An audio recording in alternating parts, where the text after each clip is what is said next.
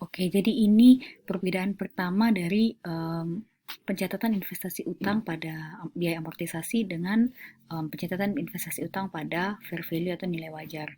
Perbedaannya karena adanya unrealized atau keuntungan atau kerugian akibat pemilikan yang belum direalisasi. Dan ini akan masuk ke laporan laba rugi. Mari kita lihat, ini sama ya, ini tabel yang sama ditunjukkan lagi pada ilustrasi ini supaya mengingatkan kita bahwa nilainya sekian-sekian gitu. Jadi ini pun tadi sudah saya cek di um, slide yang 12, ini kan slide 20, ini dan ini tuh tetap yang beda itu ini, karena ini dicatat pada nilai wajar. Mari kita lihat slide 20, mohon ini diperhatikan baik-baik. Slide 11, ini di sini dicatat pada nilai biaya amortisasi saat itu. Nilai amortisasi saat itu. Sedangkan yang tadi dicatat pada nilai wajarnya yaitu sebesar 95.000. Di sininya tetap 4.000. Di sini tadi ada ini sama, tapi kalau dicatat pada biaya amortisasi dia akan berhenti pada 9259 aja di income statement atau di laba ruginya. Sedangkan kalau dicatat pada nilai fair value, maka di sini akan ada tambahan satu akun gitu ya, yaitu keuntungan atau kerugian akibat pemilikan yang belum direalisasi. Jadi ada keuntungan. Jadi kalau kerugian ya ini di dalam kurung. Itu ya. Itu perbedaannya.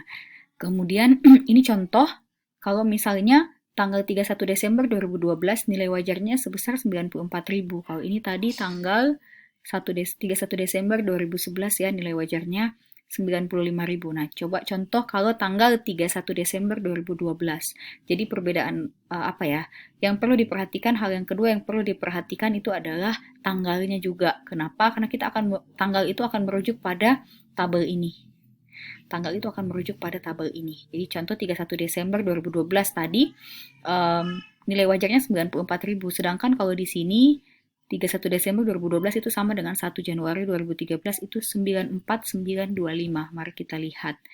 Jadi amortize cost-nya 4.925 dan fair value-nya 94.000 sehingga ada loss, ada kerugian. Jadi yang kita punya saat ini 94.925, tapi kalau kita jual dengan nilai wajar nilainya hanya 94.000, artinya kita akan kehilangan sebesar 925. Lalu kita adjust, kita kurangkan dengan kalau di buku bahasa Indonesianya saldo penyesuaian nilai wajar efek sebelumnya yang 1463 sehingga saat ini penyesuaian nilai wajar efeknya dikredit sebesar 2.388 karena ini minus dikurang lagi dengan 1463. Lalu harus dibuatkan jurnal penyesuaian sebesar dengan akun keuntungan atau kerugian akibat pemilikan yang belum direalisasi karena dia jadi rugi maka di sini di debit 2388 dan yang dikredit adalah penyesuaian nilai wajar efek sebesar 2.388. Nah, hal ini akan menyebabkan adanya penyesuaian juga pada laporan keuangannya, baik di neracanya. Oke, di sini kalau yang tadi di akhir 2011 di sini 95.000. Nah, ini akhir 2012 menjadi 94.000. Dan juga di laporan laba ruginya. Kalau yang tadi 1437 itu nggak minus, nah di sini jadi minus. Begitupun dengan interest revenue-nya. 4677 tambah 4711 itu 4711 dapat dari sini. Oke, jadi itu dicek kembali nanti. Lalu contoh berikutnya tanggal 1 November 2013 Robinson menjual investasi pada kurs 99,75 lagi. Ya. Nah, satu-satunya perbedaan pada tanggal 31 Desember 2013. Karena obligasi tidak lagi dimiliki oleh Robinson, rekening penyesuaian NW Sekuritas dilaporkan sebesar 0. Robinson membuat jurnal eliminasi rekening penilaian sebagai berikut. Penyesuaian nilai wajar efek yang 925 tadi.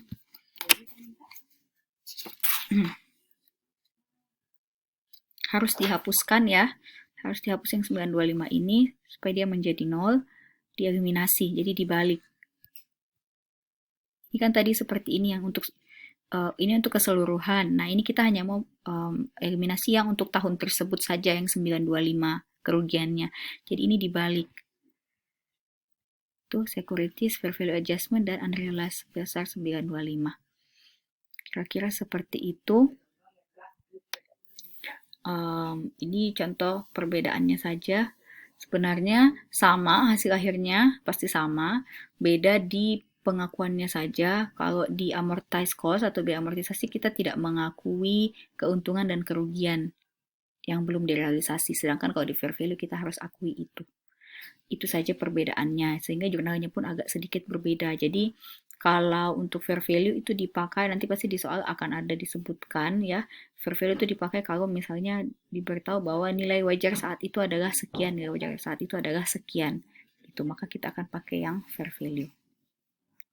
Lalu lanjut, ini kalau investasi utang yang dibeli itu lebih dari satu atau portofolio. Jadi contoh, Web Corporation memiliki 2 investasi utang yang dicatat sebesar fair value-nya. Posisi investasi per 31 Desember 2011 adalah sebagai berikut. Jadi ada dari Watson Corporation, obligasi 8%, dan Anacom Corporation, obligasi 10%. Biaya amortisasinya sekian-sekian dengan nilai wajar sekian-sekian, sehingga kita perlu menentukan berapa unrealized gain atau loss-nya. Seperti ini. Jadi logikakan saja, kita punya barang nilainya segini sekarang. Nah, kalau kita jual barang itu akan dihargai sebesar sekian, 103.600. Kita punya barang nilainya, kalau kita hitung dengan nilai kita sendiri itu 200.000. Kalau kita jual keluar, kita cuma dapat uang 184.400. Jadi pasti akan terjadi rugi. Nah, ini jurnalnya. Sama kayak tadi.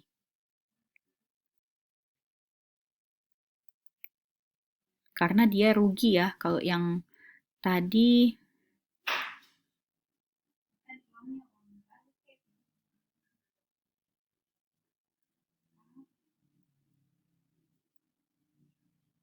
ini ya, yang ini karena dia rugi maka mesti diakui sebesar dengan jurnal seperti ini, mencatat rugi.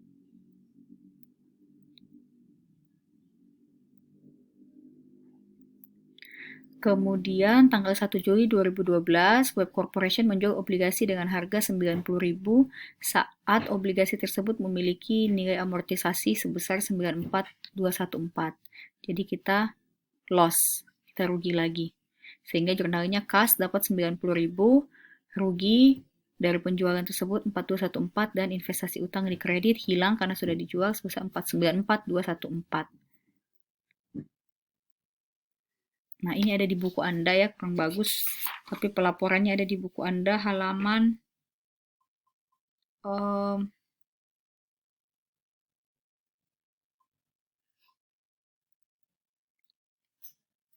halaman 155 yang portofolio investasi utang. Jadi ada investasi obligasi 10% Anacom Corporation, sisa itu karena yang Watson Bonds-nya sudah dijual. Yang punya Watson tadi sudah dijual sehingga sisa 1 di sini.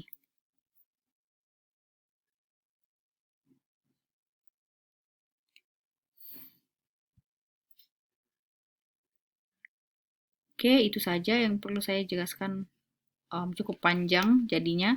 Nanti Anda bisa lanjutkan dengan melihat buku Anda. Sekarang saya mau lanjut ke bagian investasi ekuitas.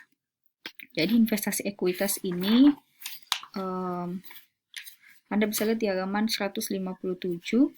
Jadi ada beberapa pilihan bagaimana kalau misalnya kepemilikan kurang dari 20%, maka penilaiannya dengan menggunakan nilai wajar. Dan itu ada di halaman 158 dan diakui pada laba neto. Ini untuk diperdagangkan, sedangkan kalau tidak diperdagangkan, kalau dia tidak mau diperdagangkan, maka diakui pada penghasilan komprehensif lain dan sebagai komponen ekuitas yang terpisah.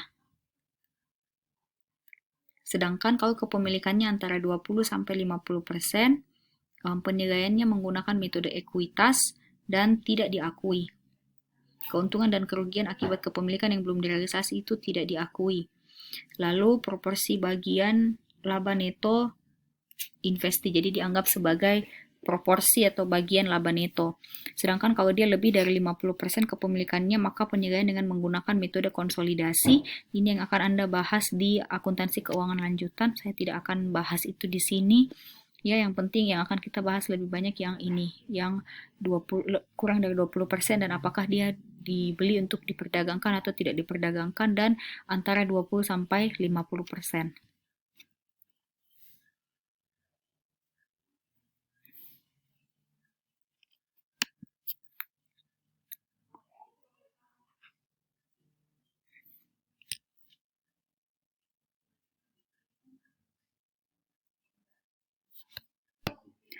Kemudian ini contohnya investasi ekuitas dengan fair value.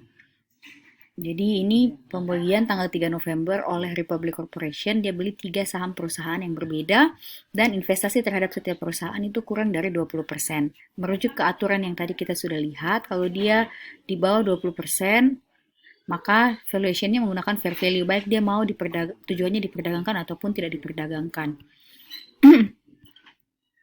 Nah, jurnal atas pembelian. Kita hanya diminta membuat jurnal atas pembelian dan untuk mencatat penerimaan dividen tunai pada tanggal 6 Desember 2011 sebesar 4.200 dari salah satu perusahaan ini, yaitu Nestle. Jadi, ini nanti akan ada juga di soal diberitahukan berapa nilai buku dan fair value-nya. Jadi, carrying value itu nilai buku, fair value itu nilai wajar. Nah, nilai bukunya 259.700, diambil dari sini semua, nilai buku dari cost-nya 317.500 dan 141.350. Sedangkan fair value-nya seperti ini. Jadi, Anda mesti menentukan dulu berapa keuntungan atau kerugian yang belum direalisasinya dengan cara yang seperti tadi di investasi utang. Lalu habis itu ini akan diketahui total ruginya yaitu 15.300 kurang 13.500 kurang 37.350, itu nanti total ruginya adalah 35.550. Total kerugian yang belum direalisasi. Kemudian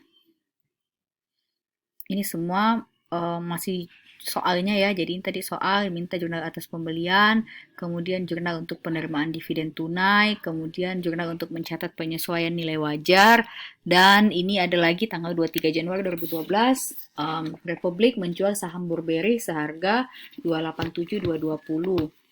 Kemudian tanggal 10 Februari 2012, Republik beli lagi saham biasa Continental Trucking dengan harga 255.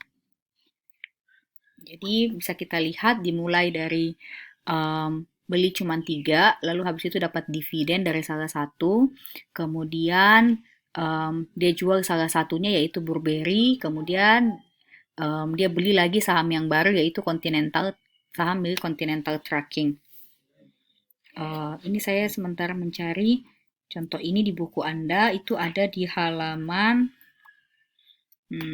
mulai dari halaman 159 ya, ada jurnalnya. Jadi jurnal pembelian yang investasi ekuitas pada kas, itu jurnal pembeliannya.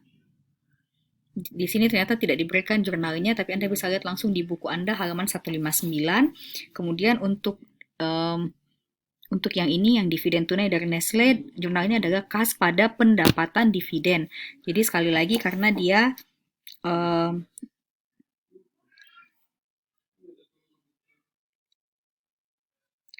ini tujuannya untuk diperdagangkan, maka diakui sebagai pendapatan dividen. Lalu kemudian lanjut ke halaman 160, itu 160 itu untuk mencatat kerugian maupun atau keuntungan akibat pemilikan yang belum direalisasi. Ini yang 35550. Jurnalnya adalah keuntungan atau kerugian akibat pemilikan yang belum direalisasi, laba rugi pada penyesuaian nilai wajar efek. Ini karena dia rugi, maka keuntungan kerugiannya di debit. Oke, lalu yang ini saya lanjutkan di penjelasan berikutnya karena waktunya sudah habis.